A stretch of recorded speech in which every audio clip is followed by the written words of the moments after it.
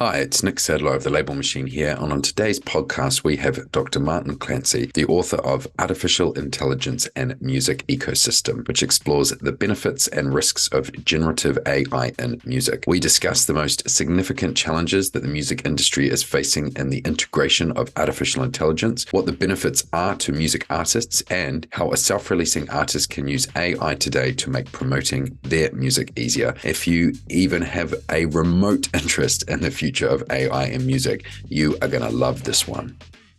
You're listening to the Label Machine series, a podcast to inspire and help indie record labels and artists to build income streams for their music. I'm Nick Sadler, a music entrepreneur that has helped start and run multiple indie record labels. In this series, I'll be speaking with music industry leaders about their experience and the lessons they learned on how they both market and grow their music income.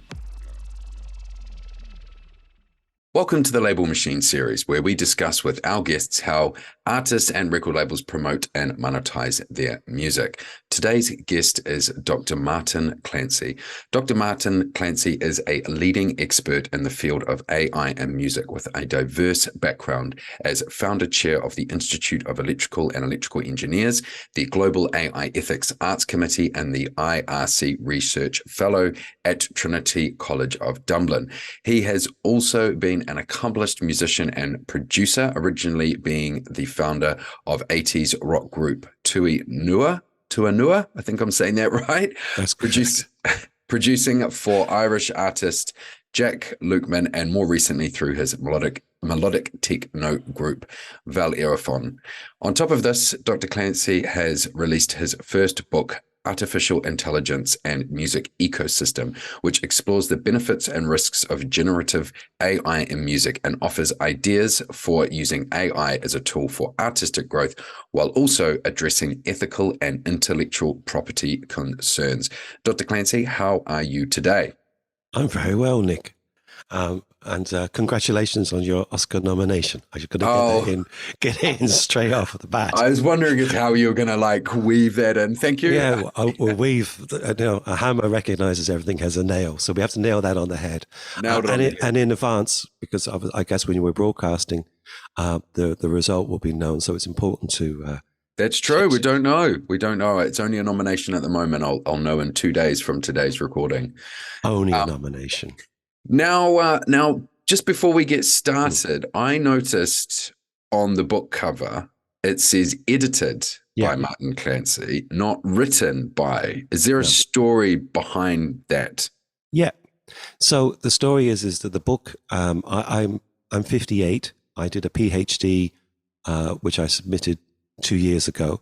And while I was doing that, I realized that I was defined as a transdisciplinary researcher, a term I didn't know what that meant, but it made sense. So effectively what I realized was that I was mixing up all these different disciplines when I was trying to analyze my research question, which was what would it be, or what would it matter if machines were capable of making music that was indistinguishable from that made by humans? And just quite innocently or naively approaching that question and looking at what was happening, what the law was, and then what the gap may be between the law and what we might have to do pragmatically in this engagement. And then I was told that's transdisciplinary, and I was going, okay, I'm learning a lot about a lot of new things. But there's a lot of people out there who, have spent a lifetime working in this area. And so I wrote to them, because literally going, hi, this is me. Do you care? If you do, I've got a book. You know a lot more about this than me. Do you want to write a chapter or let me interview you? And I got back a lot of answers going, yes. So the book is my attempt to put together a book I would have liked to have been able to read when I was trying to do my PhD. And I think that humbly, it's the question it has created a framework that I think allows for an integration of what we might see as different siloed viewpoints into something that could be a little bit more holistic in terms of just as we do in any, if we're making a piece of music, a way a band might work and weave different musicians together, different pieces of expertise to a finished goal. And doing that in the way that we approach artistic questions, which is through playfulness. And that's it. So that's the book. So the book features a lot of very smart people. The chapters I wrote are the ones where the people who I would have liked to have written those chapters were too busy to do them. So I wrote the chapters on ethics, on law, and on philosophy. And the other chapters are from people like Scott Cohen, who you would know from The Orchard, Mick Kiley, who was one of the CEO founders of one of the first AI music companies called Exhale, a French philosopher economist called Jacques Attali, who wrote a book called Noise in 1977. He's written like 100 books since. He's a big figure. But in that particular book, he basically somehow or other wrote about a future that is very similar to what we're now entering into. And I can tell you about some of the other contributors as well. So that's what the book's about. Interesting. Do you know what? I thought it might be. Now you've said you wrote it 2 years ago, I realized it's not the case. I thought it was your way of like you had used AI to write the book by prompting your research. And so you took a stance in saying, well, did I write it? The AI wrote it, but I edited it. And so I still did it. And I thought it was maybe something kind of to do with that. But your explanation actually makes a lot more sense. I did wish for that, though. I did realize while I was doing my PhD that very soon there would be a piece of technology that would come to my rescue. But unfortunately, during it, I had to rely on the old skill of typing. Well, it's good, and now you will use it for your future books, much like DJs, originally had to use vinyl, and now it's all digital. But the ones that had to use vinyl originally, I think, have a level of sophistication that you just can't get otherwise. So you have that on your side. I agree with that.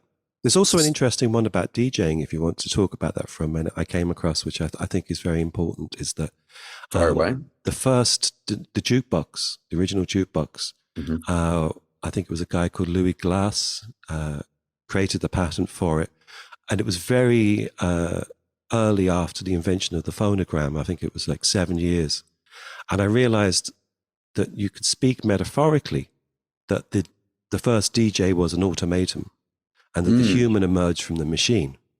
And it gives us a lovely, playful kind of, again, I like that term today, but playful way of looking at our work with AI to realize that when we think of DJs, that the machine was there first with the jukebox. And from that, the human came out of it because it decided to kind of repurpose that technology and everything that went with that, as we know. So, yeah, definitely. And for the younger listeners, the jukebox was a mechanical machine that would take 45 vinyl LPs, and that would automatically flip and play them one after the other. And you could you'd put your 25 cents in and it would play that for you. So yeah, you're right. It is funny. And then the actual human DJs came off the back of that. Now, you're a slightly different guest than what we normally have on the show, because we do tend to keep it like very focused around the marketing and selling of music and the very kind of business side of it, which we will get to, and I think you've got some really good insights on there. But however, my usual kind of cache of questions, I was like, okay, I have to approach this slightly differently. So I went to ChatGPT and I asked it. I gave a spiel of like, this is the kind of person I'm going to be having on the podcast. This is the book that he's written. What are some questions that I should ask him? And it fired back some really good guiding questions. Some of them, but not quite right. But yeah, I thought it would be on point to actually use ChatGPT as part of today's process. So the first question is how do you define the term music ecosystem, and how does artificial intelligence play a role in it? Okay, great question. Well done, ChatGPT. So yeah, music ecosystem is a very particular meaning for me, and it's not just to do with fashion. So first one is how do we distinguish music industry from music ecosystem? I think that's really important. And it'll be important to your listeners too. So if we consider the music industry, what is the music industry? Music industry can be defined by four principal sources of revenue. So live performance, recording, publishing, and merchandise, and everything else that surrounds those. Well, we know that COVID showed us that, exposed to the world how tough it is out there for people, music creators, to survive. And we saw movements that were made in government interventions to support the arts, specifically within music.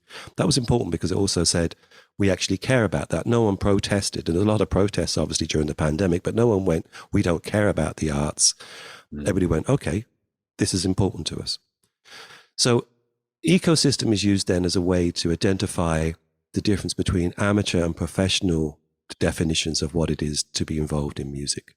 It also allows us to look at this idea, which I write a bit about, which is this term, the prosumer, which is where we're engaged in this, and it's an extension of, we've seen the role of user-generated content and how that's been monetized by corporations, and also seeking new ways, for instance, with Web3 developments, to create new income streams. And the ecosystem just reflects all the stakeholders, all the participants in music, and says, okay, let's have a look at that. And I do approach that as well, a number of engagements in that, philosophically, but also pragmatically, to analyze that, so that we can say, okay, here's everybody who's involved, and what are we to do within this ecosystem? Do we care to protect it? And if we do, what do we need to do? How do we make it thrive? But also it's a way of actually recognizing who's involved. And then AI enters into that. And then that also allows us a way to mirror our new tools, what we want them to do. Do we want to limit them? Or how do we want to interpret them, especially when it comes to matters of IP and remuneration? So what you're saying is that the music industry is more largely concerned with the, I guess, around the commercialization of music and that the kind of the flow of money, essentially, whereas the music ecosystem are all the people that are involved in it, whether or not they're involved in the business side, or, like you say, a prosumer. So if anyone has not heard of the term prosumer, and a good example is the home bedroom DJ producer. So they're downloading they've got all this great studio equipment, they're making high-end music, they're probably releasing it as well, and maybe doing DJing locally, but they're not making all their money out of it. But they could very easily, if they kind of did, they're at that pro level. So what you're sort of looking at is, how is AI now going to be affecting the people in the music ecosystem? Yeah, exactly. And if we recognize that, exactly, we can see its involvement, and it gives it just that for me. So ecosystem is just a much more holistic way of approaching our involvement in music, and from my own personal experience, like, I've been making a living from doing various different things in music for, over 40 years. And it's seeing that kind of where we work our way through these myriad different paths of, like, okay, I make money from teaching DJs Ableton. That's what I'm a certified Ableton trainer. So that puts me directly at the forefront of music creation. I work as a live promoter, so it's not really how I identify myself, but I do it on a fairly large level. So the biggest show I did last year was a 5,000-seater venue in Dublin that had 85 musicians, and trying to sell those tickets and work with big promoters, and no AI involved in any of that, and a lot of difference between professional musicians and amateur musicians in ways that people would identify themselves. But ultimately, there's 5,000 people in a room paying, 35 quid a ticket, 85 people on a stage, and that's the music ecosystem. So yes, it's part of the music industry, but it reflects a much broader understanding. Okay. So I was speaking to someone yesterday, and they run a very big music promotions company. They work with playlisters, etc.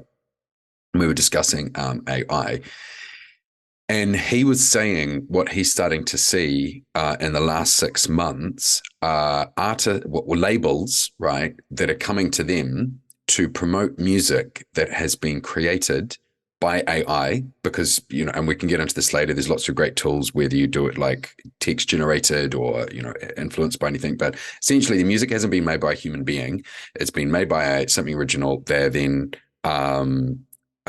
releasing it on Spotify, registering it, like publishing it, the whole shebang, and then promoting it as well to kind of get out there, so then they can make money from the royalties. What's your opinion on people that decide to do that? Do you think that is, you know, especially with, you know, what is it, 50,000 songs being uploaded to Spotify every day? Do you think that's good for the industry, bad for the industry? Is it something we just have to go through? What's your view on this new trend? Okay, so let's, especially for your listeners, it's important we should talk about, when we talk about AI-generated music. So as opposed to AI in the music ecosystem, which is like AI technologies. For instance, you're asking me questions that you've worked with ChatGPT to generate, so or using AI as part of creating databases or to improve our workflow. So let's just talk about AI-generated music. Yeah, so yeah, exactly. We're talking about AI and the role of creating original artwork or a music. So yeah, specifically around that, and then exploiting that for money. Right. So it's a great quote from Scott Cohen. So Scott Cohen, for your listeners, he founded Orchard, which is and sold that, which is, he was then the chief technology or chief innovation officer at Warner Brothers, Warner Recording Music, and now actually has a new company called Jukebox, oddly enough, bearing in mind that we mentioned that, which is not 45s or albums being played. We don't know quite what that is. He said in the book that the worst thing you can do is, if you want to promote your music, is to release it. And I thought that was a very contentious quote. He said there's so much music being made that if you release your music, no one's going to hear it. Now, he said that as a provocation, but what it was dealing with was the idea that there is so much music being created. Now, into that environment where we are looking at now something estimated to be 70 to 80,000 tracks per day going up to individual DSPs, that AI-generated content, like outside of people making money from it, how can we process this? How can it be even housed ecologically, like in terms of, the sheer processing power that's needed to host this material? When we are listening to music, for instance, for ambient AI systems, say, play me some bathroom bubble music, or some cooking music, or I want some, smooth Saturday disco music. We trust in the algorithms select that music. If there's AI-generated content in there, there's an awful lot of possibilities for bad actors to benefit from that engagement. And that's kind of where we have to look at AI-generated content. In what way? Specifically in what way? How? Well, I'll give you an example. And assuming that the music is indistinguishable and it's great. It sounds just as professional as if any professional made it, right? So how would the bad actors kind of exploit that? Well, I'll give you an example. So we have our bad actor DSP, right? So Nick and Martin's DSP, right? So you go and you listen to that. Someone pays 10 euros a month to have access to the site. We request a playlist. We expect the customer expects that the algorithm will be choosing that music based on personal preferences, other likes. There's a lot of trust involved. Yeah. Now, imagine that we were sending the music from Nick and Martin's DSP, right? Because we were able to have certain tracks that we owned or that cost us less money. I see. So basically, if Spotify suddenly created AI generative, like Sunday jazz music, then they didn't have to pay whatever percentage they already pay out to musicians. They're just like, well, we just play them our stuff, and then we can just keep all the money from that instead. That's what you're saying. That's how someone could. Yes, that would be one business model, and then again, and that's very important because, and it's not, and if you think about it, you go to a supermarket, you buy, it's clearly labeled, right? This is Tesco's home beans versus a brand bean or whatever else, and you make a choice, but it has to be labeled about what it is. You quite rightfully might decide that that the Tesco home beans you prefer, you might like the taste of that. It's great. You're making an informed consumer choice. It's a bit difficult, but it's more difficult to do with music, though, isn't it? Especially when you're doing passive listening. What I mean is, it's harder. I think it'll be easier for bad actors because you don't have to make a choice with what you're seeing in front of you. Totally, and that's why when it comes into this is where the idea of ethics comes in. And what I mean by ethics is really equitable AI, which is where we say, look, in order that we do this, we can't say what's right or what's wrong, but we can actually make sure that things are labeled correctly so that people, participants in the music ecosystem, basically music fans, music consumers, know what it is that they're listening to and can make a choice as they go through. And it's not to say that one is better than the other, just that we know what's actually happening, what's in play. What about the idea of saying, well, hang on a second, where did AI get all its data points from, right? Oh, yeah. It got that from original artists. So could we not say, if you're going to produce AI music and have it on your DSP or sell it, there needs to be, much like the mechanical rights, there needs to be a large percentage of those royalties that goes into a pot that is distributed, whether it's through ASCAP or something already. And then that would sort of say, okay, fair enough. We're losing some things to the AI, and that's fair enough. But we're going to be, compensated in that way. Do you think that's a good idea and it could work, or how could that be implemented? I think great question. Okay, so traditionally the music industry has three ways of approaching new technologies. It's what's called the 3 L's. So one is litigation, which is like take down, do not put that up. Next one is legislation. This is the right thing to do and that's the wrong thing to do. And the third one is licensing. So licensing is clearly the way that technological transformations have occurred, and positively. So yeah, absolutely. You need to have a way in which it's clearly the ideas of transparency. And what does that mean? It means, where did this come from? And again, it goes back to the labeling. And then once you've labeled it, you can then say, okay, so this has come from here and this, and then we need mechanisms in place. They don't have to be we don't have to reinvent the wheel here. There's quite complex licensing laws already in play to allow that for remuneration to occur. So I completely believe that that's the way forward, and working towards with certain people in industry to actually make that a reality, because I think it's what's has to happen. And what do you foresee as the difficulty in implementing that? Oh, another great question. So if we look at IP in terms of, let's look at the human stresses put on IP already.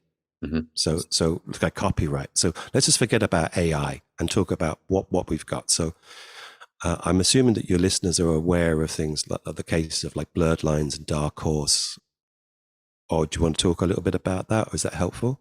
Yep. Give us a recap on that. Okay. So let's think about it. So when I spoke earlier that music industry is based on 4 forms of revenue, that's all based about the exploitation of music copyright.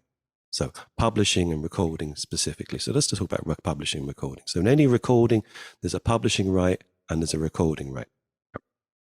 And we think, okay, that makes sense. So we hear about copyright infringements. So we think about the way one song sounds like another, and we look at something like Ed Sheeran and we see, well, is he the super plagiarist? No, he's not. He's just super successful. So it makes sense that people would have an impulse to sue someone who has deep pockets. you now have a situation where the rules of what is being infringed are very vague and very interpretable. So in the case of blurred lines, what sent shockwaves through the music industry was the idea that genres or grooves could be somehow copyrighted or infringed upon. And we know that, for instance, that's purely, it's just crazy. In the case of Dark Horse, it's really interesting for your listeners to go and have a look online about the Dark Horse case. What we see is that something that was a music trope from like trap, like a simple note, was someone, they said, that's what the copyright infringement was. It wasn't the melody, the top line melody, it wasn't the lyrics. It was just this simple stylistic which we would think is a standard in different genres, could be used for copyright infringement because it was successfully argued. Now, it was overturned, but that just showed the fragility of copyright infringement.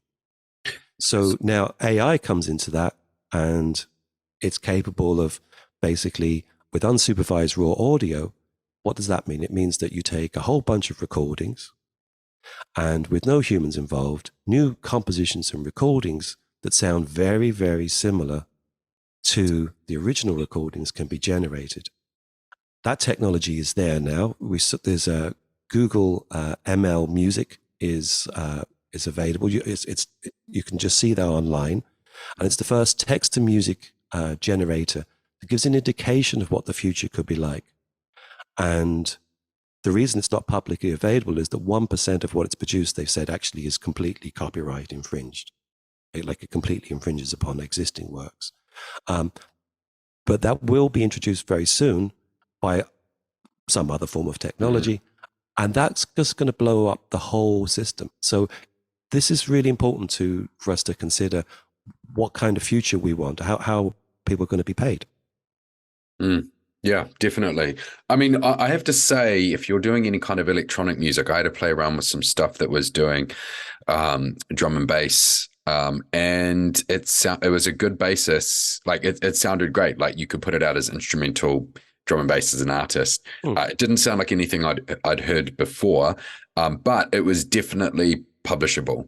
It wasn't some of the other stuff I've heard. I'm like, yeah, it sort of sounds like someone who's still learning how to write music.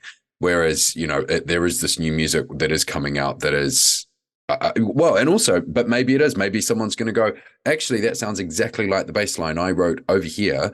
And I guess how are we going to navigate around that as well? Is it all going to go into courts, or can we just use AI again and just feed all the music in, and it can do a thing and say, well, I'm going to compare it to all music, and we will say it has to have a variance of 80% change, and then by law it says it is different enough. But then it's just, very weird. I'm moving away from creativity.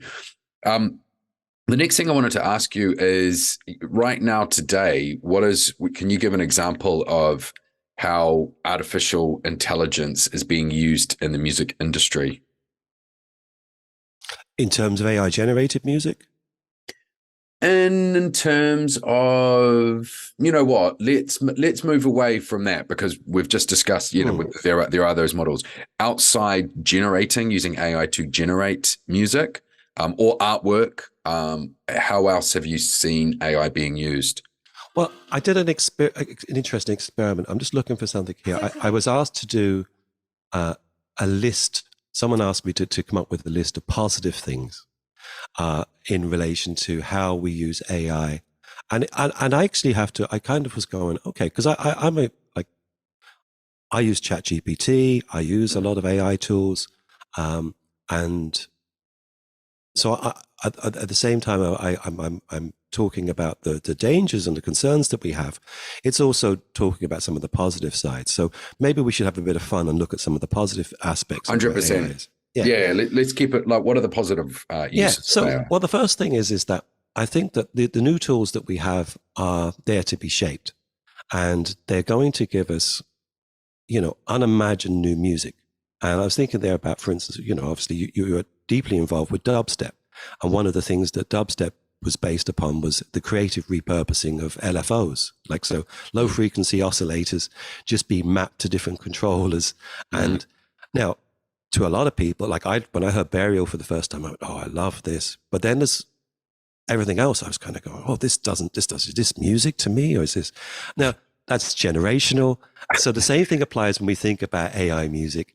These new tools are going to create totally new things, especially when we tech stack them. And what does that mean? It means when we combine, for instance, Midjourney with ChatGPT and ElevenLabs and all these different pieces, so that we create new multimodal pieces of art that are once off. Like that's just so much fun. Like, so I think that part of, in terms of creativity, we have no idea of what that might be. The next one is it's cheap. So, you know, the idea that we're doing these things in browsers is incredible. So there is that sense of unity. The other one I love is the fact that they're all a bit crap. So it has that imperfect notion that when we're using these, that it's not like we sit there and it does it. Like even if you're using Midjourney or Stable Diffusion, go on, that's not quite right. I'll change this around a bit. So it's really engaging in that sense. I think the fact is these tools are allowing us to have very high level discussions. So I'm chatting to you about this on your podcast, and 18 months ago, this would have been a very eclectic, very highbrow conversations. Now everybody's talking about it, going, can you use this in your classroom? Well, yeah, I just did.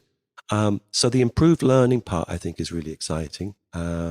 And I did something with my class. I teach an undergraduate class in music industry. And I showed them all the new AI tools, and I could see this real sense of fear, and it was different than a lot of the normal tools. And for the first time, I felt a responsibility in the sense of delivering what was a very dystopian vision. And I was going, I don't have answers to this. And then, so I set them a task. And the work that came out blew my mind. Now, I don't know whether this is anecdotal, but I think it shows us a really positive way. I basically said to the class, here are these tools. You have an assignment. I want you to create a new piece of technology. The only rule is it has to exist, so you can use a hologram, but you can't bring somebody back from the dead. So general guidelines are not being too sci-fi, but you need to create something that you can sell to an international artist. It can be a product or service, and a way in which you can be employed. Like, what's your cut of it? First semester, first year undergraduates, every single one of them came up with something that I thought was to some degree commercializable. Can you give us some examples? Yeah. So there was a DJ. The thing is, if I give you the example, I'm going to give you some really good ideas that are taking it from, okay, so no fairness, I'll give you one that blew my mind, all right? Yeah. So there's a DJ in the class, and I expected him to come up with some AI robot automated live performance thing. He came up and he said, okay, I've come up with a mic stand, a stand for iPads for classical musicians. And I went, what? And he said, yeah, so when you're reading sheet music, this stand is powered at the base of the stand. So the cabling disappears and it looks really clean. And I said, there's no music stands that have, no, you have to put the power separately. And he was able to show me prototypes. He'd said to me, I've copyrighted the design of this, so I suppose I can speak about this. It's called this. This is its price point. And I went,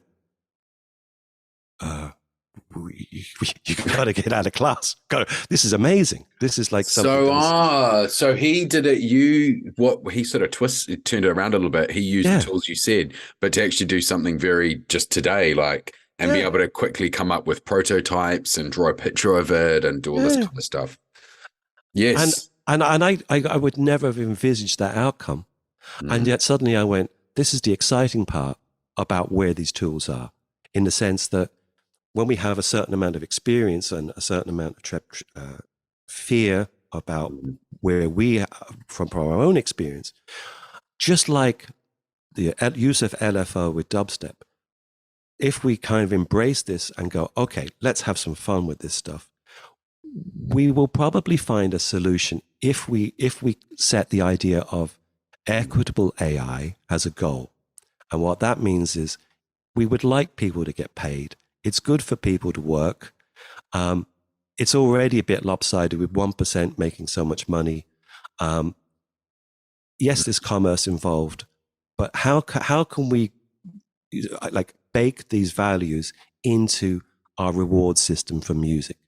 And AI offers us an example of doing that. And it's just by approaching it, what it means is we don't have to be so prescriptive. There was no way I could tell that those students were going to come up with that output. But I'm now working on a whole new way of approaching teaching based on that kind of anecdotal approach, in the hope that, you know, it could be a lot of fun, but it also could create a whole new revenue streams. So I'm optimistic in that sense.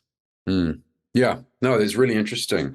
By the way, just quickly, you said at the beginning when you're sort of talking about it, you saw fear in the students. What is that because you were doing a more dystopian view, or like what was the fear thing? Because it sounds like they embraced everything. Well, no, I'm glad you asked that question. So where I got into doing the PhD was that I was teaching Ableton. And while I was teaching Ableton, it's an evening class. So everybody in the class are like from a whole range of different backgrounds, with one common interest, which was electronic music. And what I noticed was that when I'd show them kind of third-party plugins, which are, you know, ways of assisting their workflow, they were always go, oh, that's great. I'm excited by this, or I give this a go and I'll do whatever. And then I showed them Neutron, which was this AI mixing device when it first came out. And because of the way that the first demo of that, which was very much like machine is listening, and then there was all this kind of funky music and waves and smoke and loads, I don't know what, it looked like the computer was on fire, right? But when it was being shown, I could see the class's faces just dropping. And I went, this is kind of weird. This is showbiz. And I said, hang on a minute. What's the difference between AI-powered computer assistant and a preset?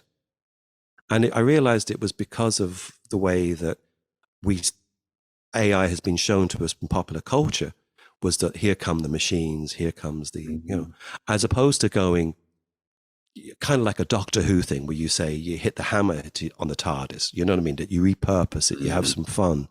And then that got me involved in the PhD. And that's the link some years later with the new class, which is saying, you take these tools, reinvent them, like break them up, you know, dismantle them, reinvent. And that empowers people. So I don't want to sound too kind of right on about it, but that's the bit that kind of got me excited, was to see these positive results that I didn't envisage. Gotcha. Now we moving. This is a nice link in actually, because we've been largely talking about the way we're using AI to create, and you know the ethical implications around that. But what I thought I'd ask you is, because what I'm really interested today is how we can be using AI to help once the music is created, right? I've got this awesome EP. Now I need to find an audience and connect with them. And, you know, that's one of the biggest problems that a lot of artists have. And I think, you know, you mentioned Scott earlier, like, you know, don't put music out. And I think what he's meaning is, sure, you can put it out on Spotify, but if no one hears it, what is the kind of point, you know? And it's a big part of what I, you know, with what I teach and I help people with is getting there, how you find an audience and connect with them. So I'm gonna propose to you a situation, and I'm interested to hear what your suggestions would be. So I'm a new artist. I've got $300 only to spend on the promotion of a new single I've got coming out on May the 1st this year. It's only my second release. I've had one out already. So I've got my Spotify for Arts account. I've got about 1,000 monthly streams on Spotify, less than about 2,000 followers across YouTube, TikTok, and Instagram. I'm self-releasing, so I'm doing everything myself. what AI tools can I use to help find my audience and market my music to them today? Okay. So in terms of AI tools, what I might do is I might send you a few particular names. Mm-hmm. I'm going to have to think about that afterwards because there's a whole lot of very, very immediate ones. But let's have a look at exactly what issues we might to deal with. First one is that all artists at all levels are finding it more difficult about how much time they have to spend on social media. Mm-hmm. So one of the things that we can use with AI is a way of generating that social media content in a way that's manageable. So this comes down to making time saving. So saving the artist your time so that you can work more on your music, and that all of that promotional work that you do. There's a whole bunch of tools. A lot of the ChatGPT variations are there, which will allow you to create more innovative artworks, more videos, even maximizing how you should use your text messages across, all the social media platforms. So that's a massive saving. That hasn't touched your 300 pound budget. So that's a big start, but you've got more time. The next one is that I think that we can look at tools about where effectively what you're looking for is that term fan engagement. So creating new interactive, like stepping into that place where other artists aren't. So creating ways where engagement is very much involved with, hey, I've got here's 20 covers for my my new single, as opposed to saying choose which one do you prefer. Say, for instance, an old marketing term. Maybe you enter into something where you co-design it with your audience. You could also perhaps look at the idea of personalizations of those music. So there are certain AI tech, but where you could take that idea of using stems, not so much that they're remixed, but they're personalized. And again, by bringing your audience in a way that, say, for instance, an audience would participate in live performance, creating that kind of engagement where where your work is no longer, here's my finished artwork, like it, don't like it, buy it, don't buy it, listen to it, don't listen to it, engage with me as part of this process. I think that there's enough space there, and you still haven't touched your 300 quid. So that's the kind of approach. And I'll send you some tools that that are free, that could be there to explore. And I think that's how I would begin to start looking at it. Again, fundamentally, what you're looking for is to have an engagement with fans who are willing to spend money and support your work. Gotcha. There's three directions I want to go off on here, but I'm going to start with the first one, which is something. And tying into the film world here, didn't expect that. So we launched a crowdfunding platform on the blockchain last year, and embracing Film 3, which is what we say is the intersection of Web 3 and filmmaking. And there is a very similar to what you're saying, like having things on the blockchain, being able to create like, NFTs with your audience, having them come in and help like write the direction of the script and all this kind of interaction stuff. But there is an argument, and it's a pretty valid one, in that especially with almost all writer directors I've worked with, they know what they want to write. They know what wants to be on the screen. Like they have trouble listening to their writer's partner to say, hey, I think, the story direction should go in here. So like, is it actually in reality, even though an audience wants to participate, is that going to happen? And also overall, a good storyteller is a good storyteller for a reason. Should we not just let them tell the stories? Like, why does it have to be a collaborative project? So like, I hear you, and that's kind of a cool thing to do, but like ultimately for great music, is there actually an audience that, is that a thing that can happen, or is it just a bit of a marketing gimmick? What do you think on that? I think I have a couple of thoughts on that. The first of all is that clearly it's artist specific. Yes. So if I'm completely honest about it, I did think about it in terms of marketing as a form of misdirection. So if you're saying, hey, I really want your thoughts because I'm really just getting you in the room so that you're, but think about it. Yeah, there's an important part here. Critical listening is something that we forget about. So the attention span of how much we listen to music.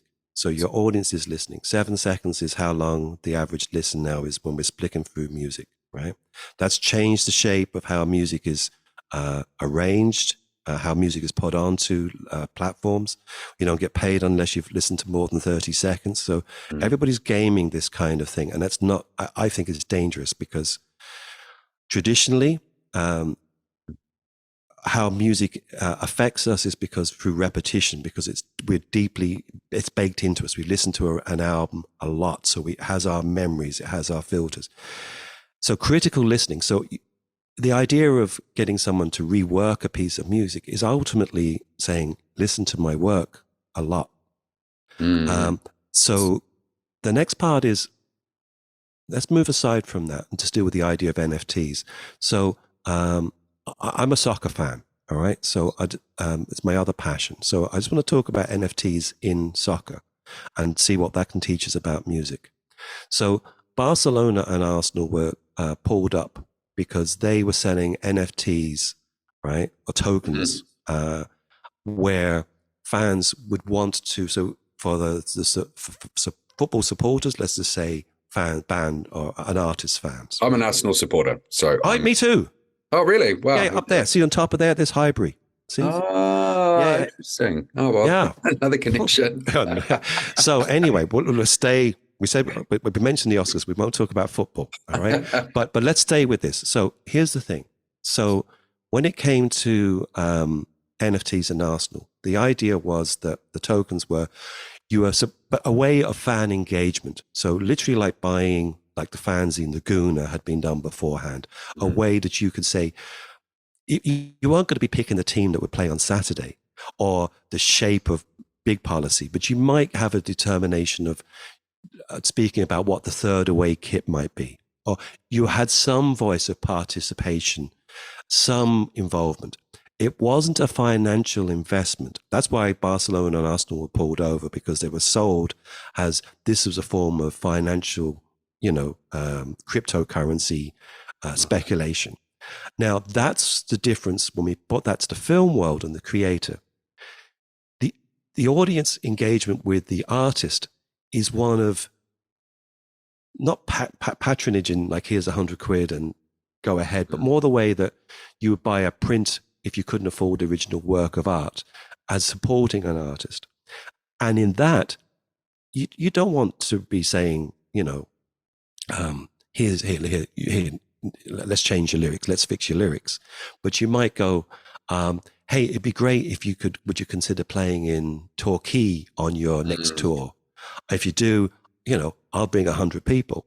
And to be heard, to participate, to maybe suggest what might be one of the encores that you'd play. Like, for instance, Bruce Springsteen does that with his audience, where, did you see that he has these banners up in the audience and they'd go along with, and he'd have the band and he'd look at the audience and they'd see these songs, and he was doing it to tease his band, and he'd go, okay, we're going to play. And they'd go, what? And sometimes it was a song and he'd just do that to keep them sharp. But at that connection between live music and audience, that's what I would see how AI could be used in this way to bring us closer, to bring that. Yeah, I gotcha. Does that make sense? More opportunities to have meaningful connections with your fans. Yeah, but not, Doesn't I get what you mean. It doesn't have to mean like they're now writing, the names to all the songs of your album, but they're still. I think there was a good idea with the football thing, is how you can still influence something, and it's just it's the participation rather than being a what's the word, a passive listener. You're an interactive listener, and it gives you plenty more opportunities. And the artist can decide, by the way, like the artist wants to go, okay, and featuring here on guest vocals tonight is our VIP client who paid $5,000 to sing backing vocals. Well, yeah, you can that's up to the artist in the audience whether they think that's a good thing or not. You know what I mean? So you draw the line wherever you draw the line. Yeah, no one's forcing you to use these tools or whatnot. Yeah. There's just more opportunities. I mean, one thing I did at the beginning of the year is I did where I showed how you could use ChatGPT to write your press release. And so we did like a live workshop on it, and it was amazing how good it was at creating. You know what it was really good at is when you're staring at a blank sheet of paper, right? That's like, I've got a single coming out. We've got to write a press release for this, But whereas when I said, okay, cool, now just ask yourself these 5 questions, then put that into ChatGPT, it spat something out. It used cool terms and whatnot. And then it was like, cool, I've now got a structure. I've got 80%. Now I'm going to tweak stuff. And that doesn't really make sense and all that kind of stuff. I thought that's where it was really good as kickstarting stuff. And I think what you mentioned as well with the social media, being able to sort of create content for you, I want to ask you a question. So I think at the moment it's more difficult because ChatGPT has been learnt off data points that, I think it was up until the beginning, January 2021 or 2022. So it's not relevant. Do you know if there is a version of AI coming where you can feed it like just your own social media, like just your own Instagram posts, right? And just your own Facebook posts of the last 6 months. It uses those as data points. And then now you say, in my voice, I've got an album coming out now in my voice, write me, 20 tweets or whatever for the next 6 months and then put them in. Do you know if that's possible, if that's coming? Yeah. And I should warn you of your listeners, right? That when we reveal the next stage, you probably will want to have some way of verifying that it is actually Nick who is going to be talking on the end of this, of his future podcasts. Yeah, let's put it this way. Well, that's why you have an NFT, you see. I'm on the blockchain. You can verify it that way. Well, put it this way. You can, right now, the only thing we're dealing with is certain amount of latency in terms of time lapse. So, but that will change. So ChatGPT came out along with Whisper. Have you heard of Whisper? Yeah, it came out 6 days ago. Something with the So the API for those has come out. So Whisper is the one it listens to audio, so analyzes all of that. So, for instance, in that case, it could analyze all of your previous podcasts. And combine that with all of the analysis of your texts. And now it's been trained on you. You could also then create, through ElevenLabs, a Nick Sadler kind of voice that sounds exactly like you. And from that, you could have quite a lot of generative fun by creating all of your literally speaking in your own voice, with your own bespoke thoughts and original creations, So that's coming. I mean, the only problem with that is, well, no, it's kind of here for me. Well, yeah, and no fun for me. The reason why I do this is because I enjoy talking to people, and I don't want somebody else doing it for me.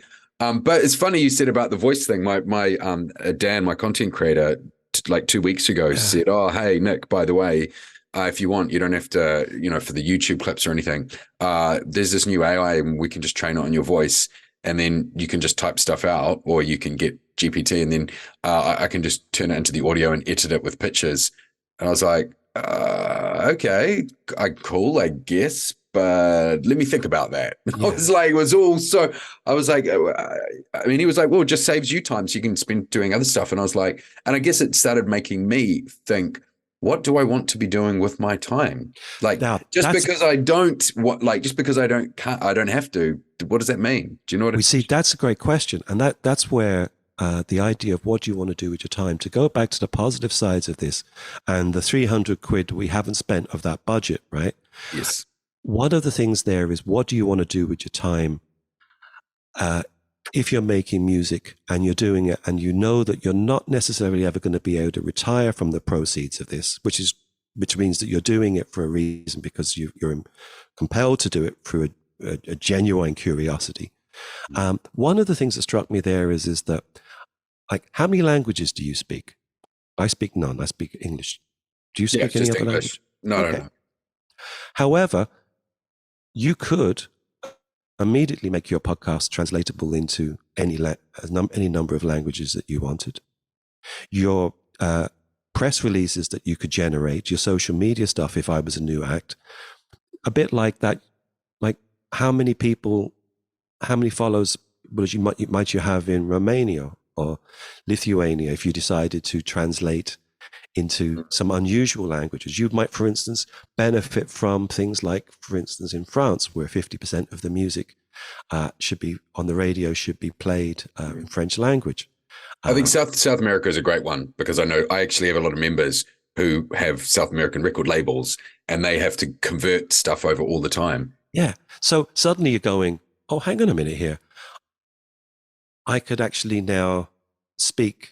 I could find that niche in a much wider area. Maybe that old idea of the long tail actually could occur here by taking what I'm doing and being able to translate that. I've done that with a bit with ChatGPT to see its translation, and it's amazing. I mean, I've showed it to people who are linguists to go. That's my only problem, is like, because ChatGPT can spit out stuff that's not quite true. I was like, how do you fact check that the language output is okay? I think you just make sure that your the press release would be fairly generic in terms of what you're saying.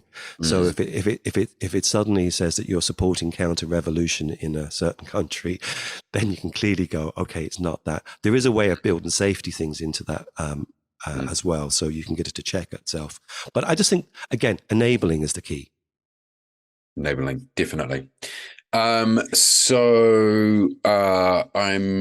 watching the time now, so I've got another question or two.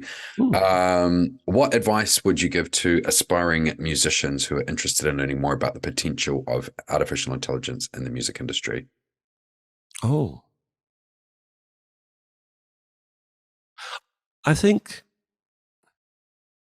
I think that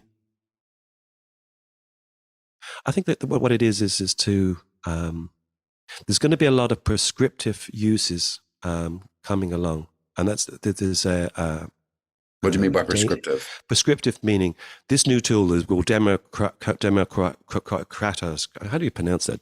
Democratize something. And every time I see that, I want to run from that, because I'm going. Someone offering you democracy has usually got some other agenda. Some other reason. So look at the idea that like as the same thing as ever. What is it that you would like to do? And then go, okay, what of these tools can I use to save me time? And how can I have fun doing it? And if you're finding something to be fun, then you're likely to be following the zeitgeist, whatever way that's going, because you're not going to be the only one who's actually finding that curious or that's exciting. Do not see AI is in everything. So there is no such thing as AI. So let's be clear about that. It's just a bunch of different tools that are called AI, a large extent of time for marketing. When it comes to regulation, no one will be using AI, because they will be going, no AI here. We're just using this tool or that tool. So I think the idea is just, again, see them as enablers and avoid the bullshit. There's so much crap out there about this stuff. Just see it as being, like the LFO and dubstep. Just turn it up and see where you go. Would you say as well that with just how much is happening at the moment, wait 6 months and see what tools and stuff kind of come out? Because what's your thoughts on how? You might have a bit more of an insight into what people are working on, but are there going to be a lot of these tools, like I mentioned, like something that's going to analyze your social media and then spit stuff out for you, rather than trying to chase and look for that now? Just give it 6 months and it'll be available to you. Yeah, I think. Well, the curious thing is that all bets are off in terms of time. So. How do you mean? What do you mean? What I mean by that is that, for instance, a lot of what I've been doing, I spend a lot, especially working with people who are in the music industry. For about 18 months, it was like, is this really a problem? Is this a thing? Is this, and you're going, yeah, look, no one's questions that. It's like, oh God, what do we do? So I wouldn't wait. I'd dive straight in. If you like, there's an opportunity here where you might see a piece of technology that you decide to have some fun with, and that suddenly, the a kind of a more like your TikTok moment. Except for this is moving so much faster. So 6 months is like, in this is 6 years, and I don't mean that glibly. I think this is a new timeline. Try it now. Don't wait.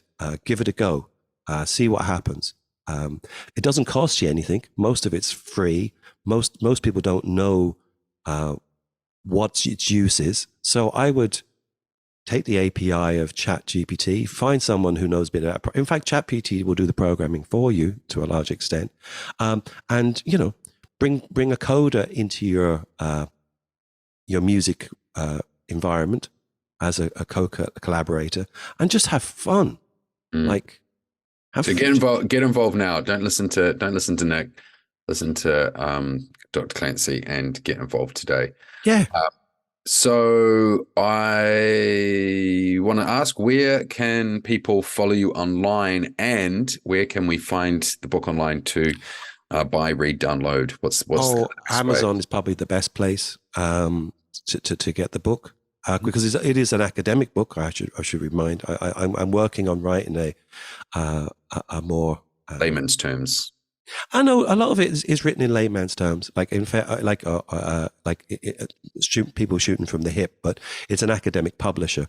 Sure. But it is designed; it can be read by anybody. So Amazon is the place to go there. I'm having to. LinkedIn is probably the best place to find me. I've stemmed away from Twitter and everything else. I suppose I should really get back out into that world, but I'm much more open with LinkedIn. I like it as a 3 posts a week kind of platform. So just type in Dr. Martin Clancy onto LinkedIn and you'll pop up. In fact, you should do, because I think that's how I found you on LinkedIn. You came to the very top. Nice, unique name. Awesome. Well, I just want to say thank you again for your time. It's been really eye-opening, and it'd be interesting to have you back on the show in a year's time and see how things have changed. Thank you. And thank you, and good luck with in the coming days. Thank you very much. All right. Thank you.